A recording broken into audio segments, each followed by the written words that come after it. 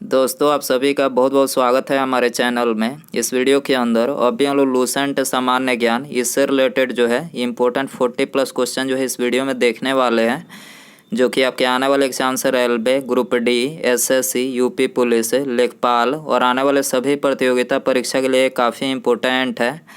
तो दोस्तों आप इस वीडियो को बहुत ध्यान से लास्ट तक देखिए। चैनल पर नया है तो चैनल को सब्सक्राइब कर बेल आइकन यानी जो घंटी का निशान है इसे ज़रूर से ऑन कर दें, ठीक है। और ये टोटल जो 40+ क्वेश्चन है, आप इनमें से कितने क्वेश्चन जो है सही कर पाते हैं, अपना स्कोर जो है कमेंट बॉक्स में ज़रूर बताएं। तो चलिए शुरू करते हैं। देखिए यहाँ पर हमारा पहला क्वेश्चन दिया गया है, किस अनुच्छेद के अनुसार भारत के राष्ट्रपति द्वारा राष्ट्रीय आपातकाल की घोषणा की जा सकती है। तो भारत के राष्ट्रपति के द्वारा राष्ट्रीय आपातकाल की घोषणा जो है ये अनुच्छेद 352 के अंतर्गत जो है किया जा सकता है, ठीक है। आंसर हो जाएगा ऑप्शन ए। इसके अलावा भारत के राष्ट्रपति के पास जो है 3 प्रकार की आपातकालीन शक्तियाँ हैं।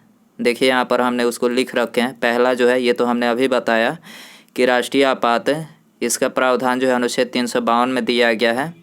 दूसरा राष्ट्रपति शासन अथवा राज्य में आपात स्थिति, ये कौन से अनुच्छेद में है? अनुच्छेद 356 में है।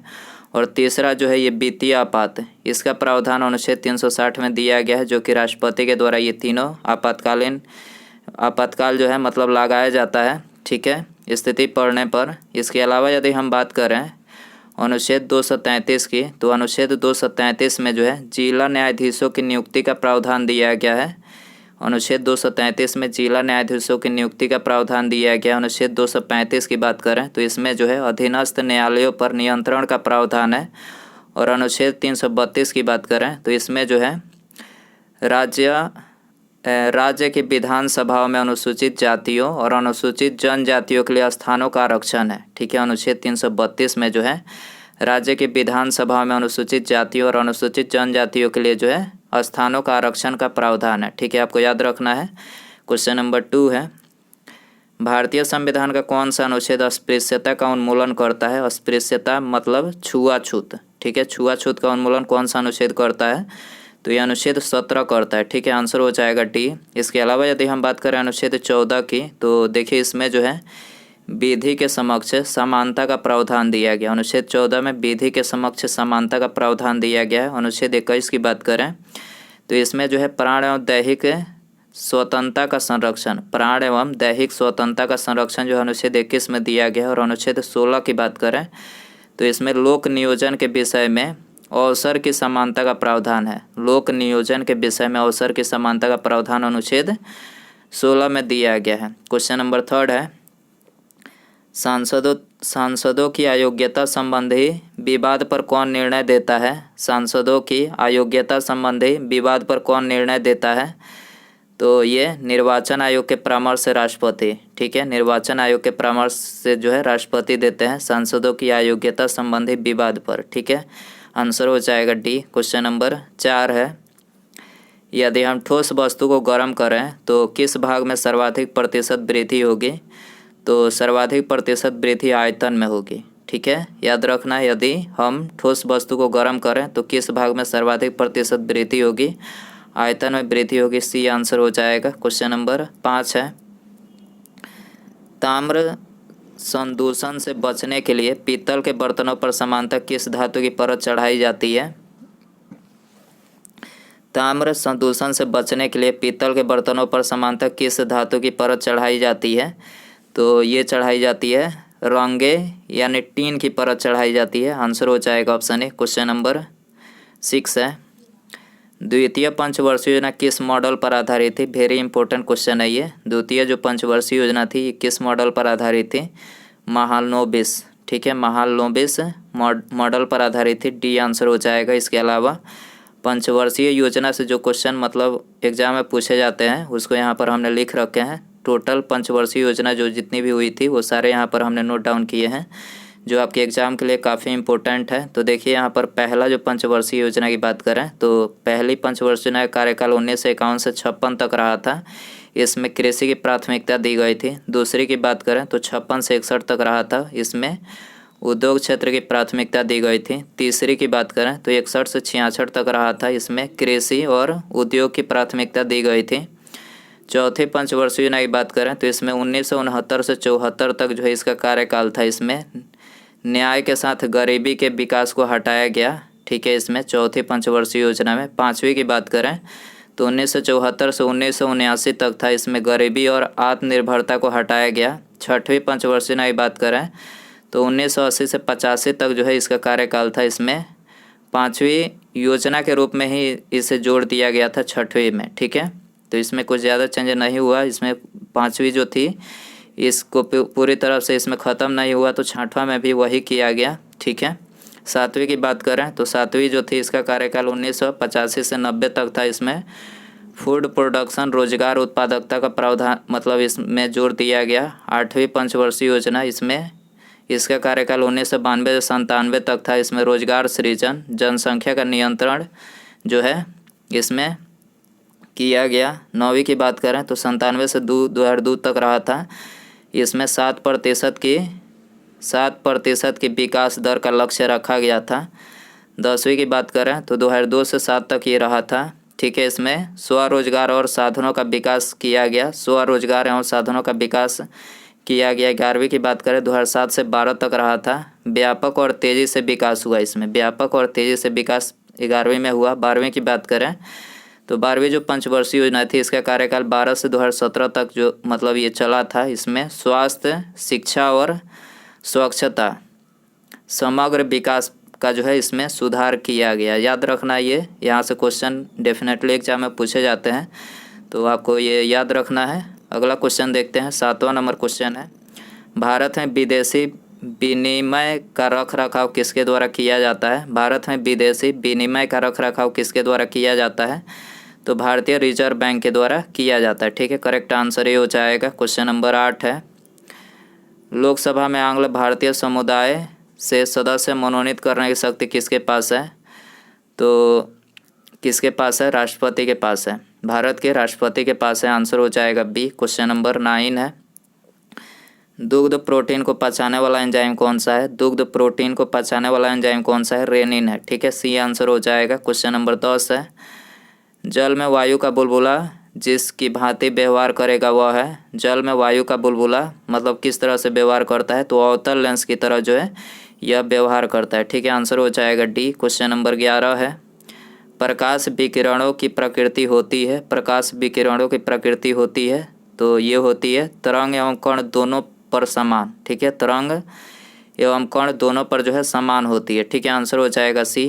क्वेश्चन नंबर 12 है, निम्नलिखित गैस मिश्रण में से कौन सा गैस वेल्डिंग के लिए प्रयुक्त किया जाता है? तो वेल्डिंग के लिए कौन सा गैस प्रयुक्त किया जाता है? ऑक्सीजन तथा एसिटिलीन। ठीक है, ऑक्सीजन तथा एसिटिलीन जो गैस है ये वेल्डिंग के लिए जो है प्रयुक्त किया जाता है। आंसर हो जाएगा बी। दोस्तों, यदि आपको वीडियो पसंद आ रहा है तो प्लीज़ वीडियो को लाइक ज़रूर कर दें। ठीक है, और अपने दोस्तों में शेयर कर दें। चैनल पर नया है तो चैनल को सब्सक्राइब करके बेल आइकन यानी जो घंटे का निशान है उसे ज़रूर ऑन करें। बेल आइकन ऑन करने से फ़ायदा ये होगा कि जब भी मैं कोई नई वीडियो अपलोड करूंगा उसका नोटिफिकेशन जो है आपको टाइम टू टाइम मिल सकेगा। तो सब्सक्राइब करने के बाद बेल आइकन ऑन रखें। क्वेश्चन नंबर 13 है, एक सुरंग में 10 वाट एक सुरंग में 100 वाट क्षमता वाले 5 बल्ब लगातार 20 घंटे तक जलाए जाते हैं। संपूर्ण विद्युत खर्च होगी, तो संपूर्ण जो विद्युत खर्च होगी 10 यूनिट। ठीक है, संपूर्ण विद्युत खर्च कितनी होगी? 10 यूनिट होगी। ठीक है, आंसर हो जाएगा सी। क्वेश्चन नंबर 14 है, लक्स किसकी इकाई है? लक्स जो है किसकी इकाई है? प्रदीप्ति की। ठीक है, लक्स किसकी इकाई है? प्रदीप्ति की इकाई है। आंसर हो जाएगा डी। क्वेश्चन नंबर 15 है, बादल किस कारण वायुमंडल में तैरते हैं? बादल जो है किस कारण वायुमंडल में तैरते हैं? निम्न घनत्व के कारण। ठीक है, बादल निम्न घनत्व के कारण जो है वायुमंडल में तैरते हैं। क्वेश्चन नंबर 16 है, क्षितिज के समीप सूर्य एवं चंद्रमा के दीर्घ वृत्ताकार दिखाई देने का कारण है? क्षितिज के समीप सूर्य एवं चंद्रमा के दीर्घ वृत्ताकार दिखाई देने का कारण है? तो देखिए इसका कारण है अपवर्तन। ठीक है, आंसर हो जाएगा ऑप्शन ए। क्वेश्चन नंबर 17 है, निम्न में से किस में कोशिका में अच्छी तरह से व्यवस्थित न्यूक्लियस नहीं पाया जाता है? निम्न में से किस में कोशिका में अच्छी तरह से व्यवस्थित न्यूक्लियस नहीं पाया जाता है? तो ये नहीं पाया जाता है बैक्टीरिया में। ठीक है, आंसर हो जाएगा डी। क्वेश्चन नंबर 18 है, आँख के लेंस की फोकल दूरी किसके कारण से परिवर्तित होती है? आँख के लेंस की फोकल दूरी किसके कारण से परिवर्तित होती है?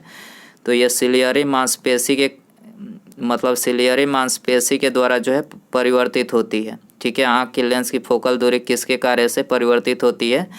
तो सिलियरी मांसपेशी के कार्य से जो है परिवर्तित होती है। सी आंसर हो जाएगा। क्वेश्चन नंबर 19 है, भारत में कुल कितने जिले हैं? Very important question. भारत में कुल कितने जिले हैं?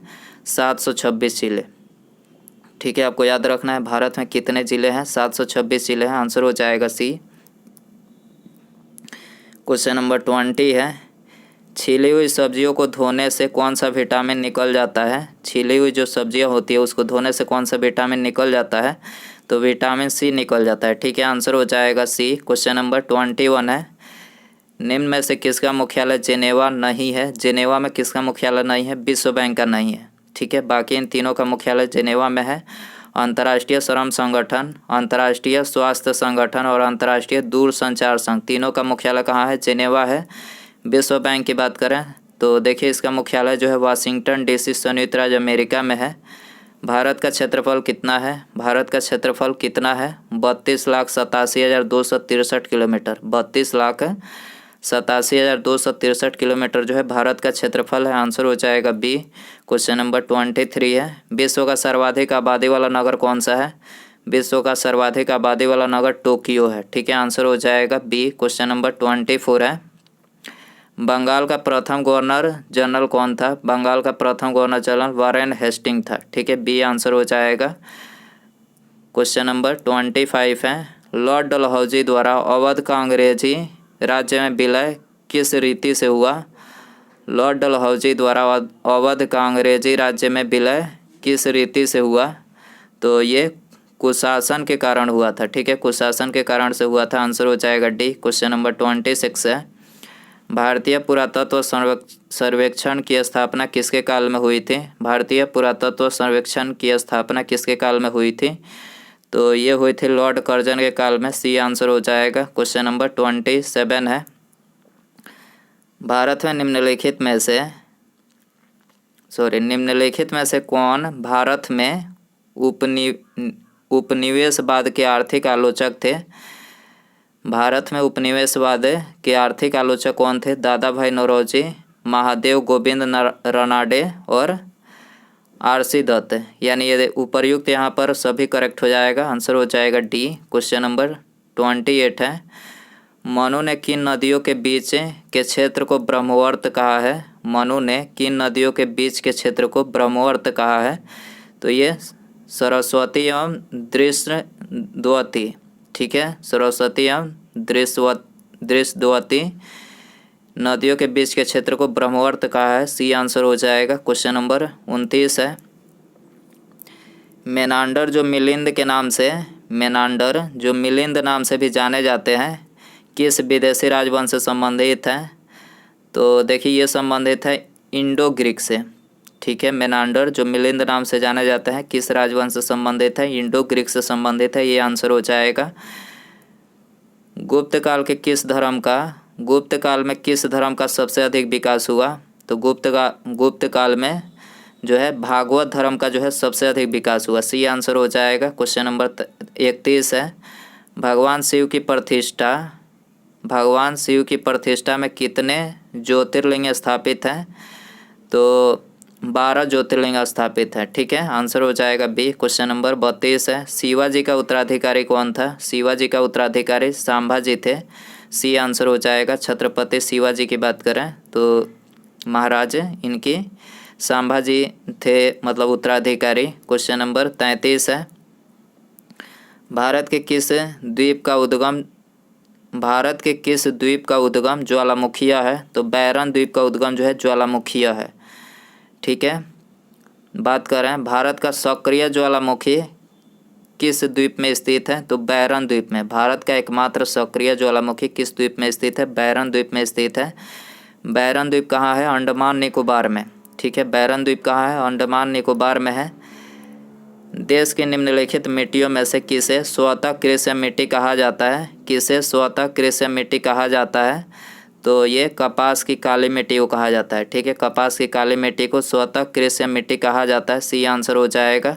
क्वेश्चन नंबर 35 है, मीठे पानी का कल्पसर परियोजना अवस्थित है? मीठे पानी का कल्पसर परियोजना अवस्थित है, तो ये अवस्थित है गुजरात में। ठीक है, आंसर हो जाएगा ऑप्शन ए। क्वेश्चन नंबर 36 है, भारत में यरलुंग जांगबो नदी को किस नाम से जाना जाता है? भारत में यरलुंग जांगबो नदी को किस नाम से जाना जाता है? तो ये जाना जाता है ब्रह्मपुत्र के नाम से। ठीक है, आंसर हो जाएगा सी। क्वेश्चन नंबर 37 है, भारत के निम्नलिखित तटों में से कौन कृष्णा डेल्टा एवं कैप कामोरिन के मध्य स्थित है? तो करेक्ट आंसर ये हो जाएगा कामोरिन कोरोमंडल तट। ठीक है, कोरोमंडल जो तट है तो ये कृष्णा डेल्टा एवं कैप कामोरिन के मध्य स्थित है। ठीक है, आंसर हो जाएगा ऑप्शन ए। क्वेश्चन नंबर 38 है, निम्नलिखित में से कौन सी नदी का स्रोत हिमनदों में नहीं है? कौन सी नदी का स्रोत हिमनदों में नहीं है?